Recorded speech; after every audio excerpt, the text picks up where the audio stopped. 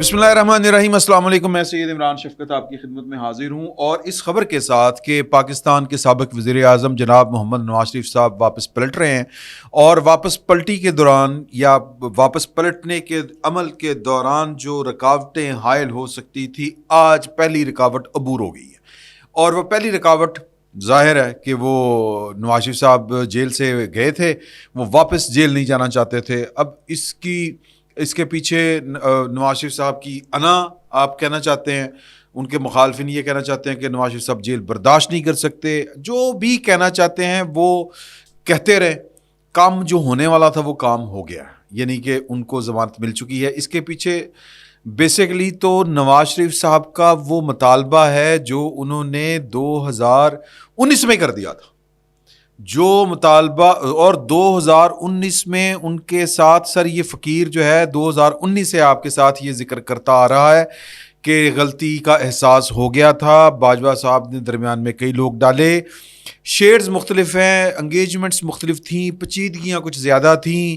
पेचीदगियों को दूर करते हुए वो पेचीदगी आखिर तक नहीं गई। वो जो पेचीदगी जो बाजवा साहब की तरफ से थी, वो बेसिकली इस सारे अमल के दौरान वो कह रहे थे गलती तो हो गई है, हमसे दो बातें करें। एक, वापस आके आप कोई इंतकामी कार्रवाई नहीं करेंगे। किसके खिलाफ? जाहिर है कि बाजवा साहब के खिलाफ। वो अपने खिलाफ कह रहे थे क्योंकि एक पिछला तजर्बा उनको हो चुका हुआ था परवेज़ मुशर्रफ साहब वाला। वो नहीं चाहते थे कि उनके ऊपर आर्टिकल 6 लगे, और उसके बाद जब वो, और फिर दूसरा क्या चाहते थे, मैं फिर आगे चल के इसकी बात करूँगा। दूसरा, 2019 में उनका यही ख्याल था कि जनाब कि वो कंटिन्यूशन रहनी चाहिए। मैं मतलब कि आगे भी समझें इस बात को, यानी कि वो जो 6 साल तो उनको तक प्लान था ही, वो तीसरी दफ़ा भी एक्सटेंशन चाह रहे थे। और फिर नवाज शरीफ साहब का जो मुतालबा था, और ये पहला राब्ता जो उनसे हुआ था, टेलिंग्स ने आपको तब भी बताया था, ये पहला राब्ता शाहिद खाकान अब्बासी साहब के ज़रिए हुआ था। शाहिद खाकान अब्बासी साहब ने फिर लंदन किया राब्ता। शाहिद खाकान अब्बासी साहब ने जो जवाब दिया वो ये था कि प्रेस कॉन्फ्रेंस फिर आप करवाएंगे। खैर, वो वक्त की सितम ज़रीफ़ी है कि प्रेस कॉन्फ्रेंस फिर इनको खुद करनी पड़ी थी, बाजवा साहब को करवानी पड़ी थी। आप DGISI को ले लें और फिर जो DGISPR थे उनको ले लें, उनको प्रेस कॉन्फ्रेंस करनी पड़ी थी। तो शुरू में ही 2019 के अवाइल में एहसास हो गया था कि गलती हो गई है, ये एक हमने गलत सौदा जो है वो दो पार्टियों की नफ़रत में चूज़ किया था। नवाज शरीफ का कद छोटा करने की कोशिश की थी, लेकिन ये गलती गले पड़ गई है। फिर जाहिर है कि आपको अच्छी तरह याद होगा कि कोरोना आ गया था। कोरोना ने लाइफ लाइन दी थी इमरान खान साहब को। चीज़ें ठीक नहीं होनी थी क्योंकि इमरान खान साहब को चीज़ें ना ठीक करनी आती थी ना चलानी आती थी। जो उन्होंने ख्वाब सुनाए थे, जो ख्वाब उन्होंने बताए थे पाकिस्तान की इस्टेब्लिशमेंट को, वो ख्वाब ना पूरे हुए, ना वो इरादे अपनी तकमील को पहुंच सके, ना वो मंसूबे अपनी तकमील को पहुंच सके। नतीजा ये निकला कि बदज़नी फैली, और सिर्फ रिच जो थी दरमियान में इस तरफ से ये थी कि हमारे ख़िलाफ़ कोई कार्रवाई ना हो। बाजवा साहब कहते थे कि हमने जो कुछ 2018 के इंतखाबात में किया था वो ना हो, और फिर जो हमने किया था, कह रहे हैं कि परवेज़ मुशर्रफ साहब को जो सज़ा मिली थी, यानी कि उनके खिलाफ आर्टिकल 6 लगा था, हम पर वो ना लगे। इनकी तरफ से ये था। नवाज शरीफ साहब की तरफ से सिंगल मुतालबा था, और वो इससे आगे बात नहीं करते थे। वो सिंपल ये कहते थे कि आपने जो कुछ किया है वो आप वापस लें। आपने जो जुलाई 2017 में जो गुल खिलाए, जो कुछ हमारे ख़िलाफ़ किया, वो सब कुछ वापस लें, और जब आप वापस लेंगे तो हमारी आपके साथ कोई लड़ाई नहीं है। अब उस वापसी का मतलब क्या था? उस वापसी का मतलब क्या सिर्फ ये था कि इमरान खान साहब को आप लाए थे, इमरान खान साहब को समेटें, बस बात ख़त्म हो गई? फिर इसका इजहार पब्लिकली गुजरांवाला के जलसों में भी हुआ था। लेकिन नवाज शरीफ साहब का ये कह देना कि जो कुछ आपने किया था वो वापस लें, तो सर वो इसका मतलब ये था कि वो इससे आगे और पीछे और कोई बात नहीं कर रहे। वो जनरल बाजवा साहब को उनके मुस्तकबिल की कोई गारंटी नहीं दे रहे कि आपके ख़िलाफ़ किसी किस्म की कोई तादीबी कार्रवाई नहीं होगी। वो जनरल बाजवा साहब को ये नवीद नहीं सुना रहे थे कि मैं आवांगा तो आपको और 3 साल की एक्सटेंशन दूंगा। बाजवा साहब ने हत्तल वसा हत्तल मकदूर हर तरह की आखिरी कोशिश करके देखी कि किसी तरह जनरल आसिम मुनीर साहब का रास्ता रोका जाए, या یہ بات کی ان کی ایفرٹ تھی. پہلی ان کی ایفرٹ یہ تھی کہ وہ چاہتے تھے کہ کسی طرح ان کو ایک بار پھر تیسری دفعہ ایکسٹینشن یا دوسری دفعہ ایکسٹینشن مل جائے.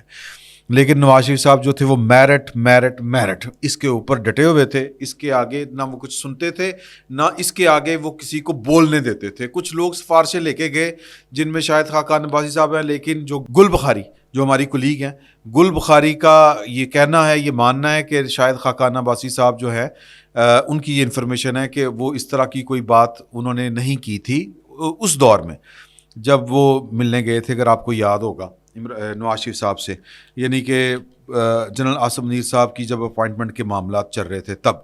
لیکن شہباز شریف صاحب جو ہیں وہ بھی ایک طرح سے دباؤ کے اندر تھے, کیونکہ جنرل باجوہ صاحب کی طرف سے رپورٹڈلی یہ کہا جا رہا تھا کہ اگر مجھے نہیں لگایا جائے گا تو پھر جناب یہ بھی ہو سکتا ہے, وہ بھی ہو سکتا ہے. وہ سنگین نتائج کی یا کہہ رہے کہ ماورائے آئین اقدامات کی بھی دھمکیاں دے رہے تھے. تو نواز شریف صاحب نے شہباز شریف صاحب کو کہا تھا کہ تم کورونا کے ٹیسٹ کراؤ اور وہ پازیٹیو آئے گا تو پھر آپ جو ہیں وہ کوارنٹائن ہو جائیے گا. تو انہوں نے یہی کام کیا, انہوں نے لوگوں سے ملنا جلنا بند کر دیا. جو زور چل رہے تھے, لگائے جا رہے تھے زور, وہ مجھے یہ بات جو ہے وہ کسی ایک بہت بڑی اہم شخصیت نے یہ والی بات بتائی تھی کہ کوئی بھی آرمی چیف اس وقت تک اپنی ایکسٹینشن کی بات نہیں کرتا جب تک وہ کوئی 4-5 جنرل اپنے ہم نوا نہ پیدا کر لے, اور وزیر اعظم کی کابینہ کے 4-5 اہم ترین لوگ جو ہیں وہ اپنے ہم نوا نہ کر لے. تو نواز شریف صاحب سے ایکسٹینشن ملنی تھی, شہباز شریف صاحب کی حکومت تھی, شہباز شریف صاحب کی کابینہ کے لوگوں کو کیا ہم نوا کرنا تھا. وہ تو سارے کے سارے مشرف بھائی اسلام تھے سمیت امام کے, اور امام کون تھے؟ اپنے شہباز شریف صاحب. بات ادھر ادھر ہو جائے گی.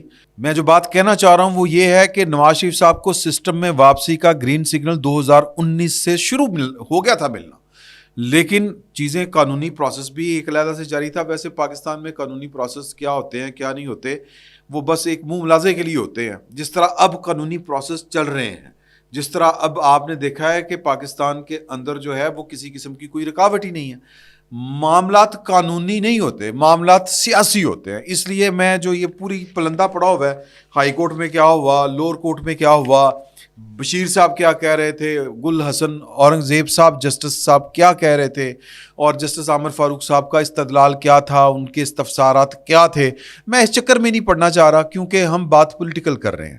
نواز شریف صاحب کو ہٹایا جانا ایک سیاسی فیصلہ تھا, ریاستی سطح کے اوپر ہوا.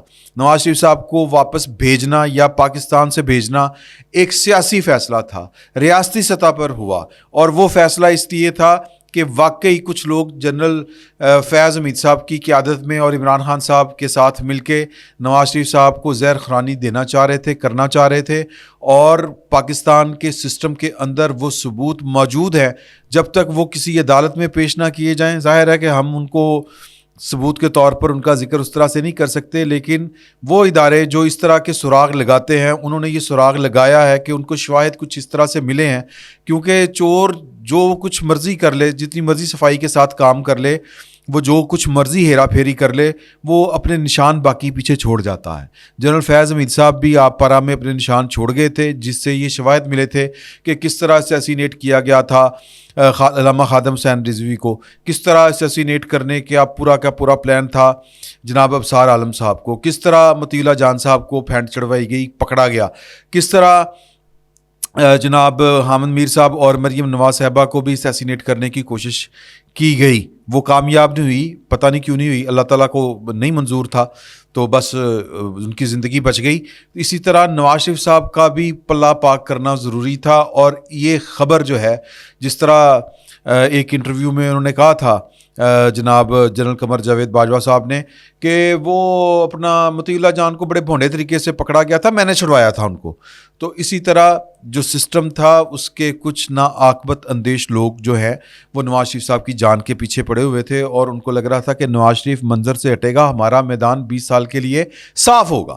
لیکن جو کمانڈر ہوتا ہے, جو پاکستان کی آرمی کا آرمی چیف ہوتا ہے, اس کے پاس وہ آنکھ نہیں کہنا چاہیے, وہ اینک مختلف ہوتی ہے جس سے وہ چیزوں کو دیکھ رہا ہوتا ہے, وہ کچھ اور زاویے سے دیکھ رہا ہوتا ہے. اور انہوں نے مداخلت کی ایک طرح سے, اور انہوں نے نواز شریف صاحب کو پاکستان سے پھر واپس لے کے جانے کا جو سلسلہ کیا, بندوبست کیا, بیسیکلی انہوں نے جنرل فیض اور عمران خان صاحب سے نواز شریف صاحب کو بچایا, ان کی زندگی کو محفوظ کیا انہوں نے اپنی طرف سے, ان کو یہاں سے نکال کے.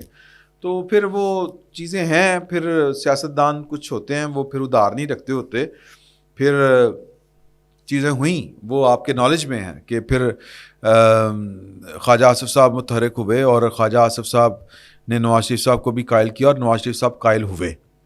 تو وہ چیزیں پھر انہوں نے پے بیک کیا. وہ کہتے ہیں کہ وہ ڈیویڈنڈس جو ہے ہمیں ہمیشہ ملے ہیں. یہ خواجہ آصف صاحب نے کہا تھا کہ ہمیں اپنے کیے کا صلہ ہمیشہ ملا ہے, اب بھی ملے گا, ان کا یہ خیال تھا.